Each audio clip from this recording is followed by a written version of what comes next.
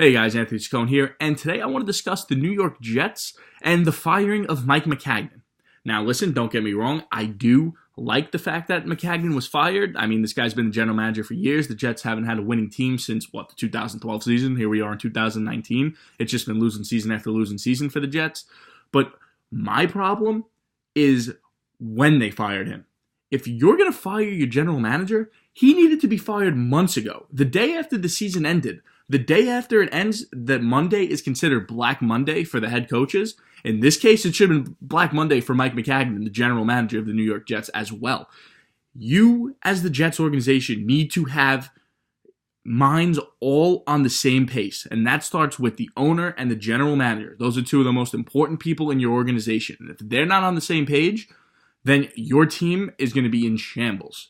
Okay? The Jets let Mike Maccagnan select free agents, do the draft the entire offseason, which, mind you, was one of the most important offseasons to the organization that they have had in years. And you give it to a GM, you let him do everything, and then fire him right after everything. And a couple months before the season starts. Are you kidding me? What is that? Who does that? He should have been fired months ago. They should have found their guy, and then he should have selected a head coach. He should have did free agency and overviewed the draft and got who he wanted and discussed with the owner. This was horrible managing by the Jets front office. Horrible. So I just want to now talk to you guys about what Mike Maccagnan did over the offseason. He acquired some good guys, don't get me wrong.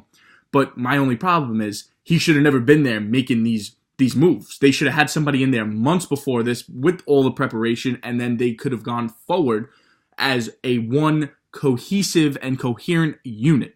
So Mike Maccagnan, he did set the Jets up with linebacker C.J. Mosley from the Baltimore Ravens. They gave him a lot of money, though. They did have $100 million in cap space, so of course you figured they were going to spend it on some big names. They got Le'Veon Bell, one of the best running backs in football, if not the best running back in football. He sat out all of last year, so Bell is almost as if obviously he didn't play last year, so it's kind of like he gains another year on his career.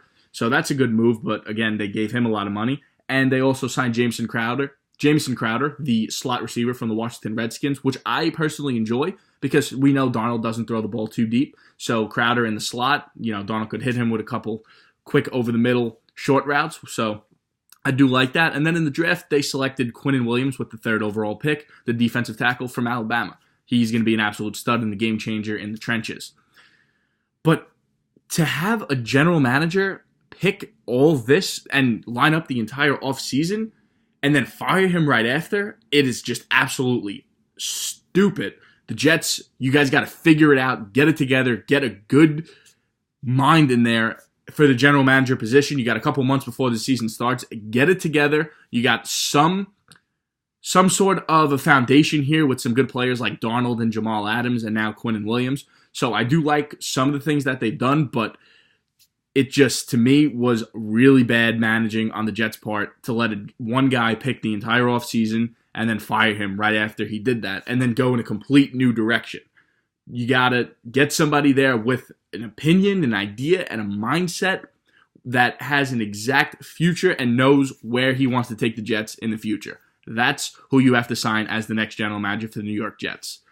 That's all I got to say, guys. New York Jets, figure it out.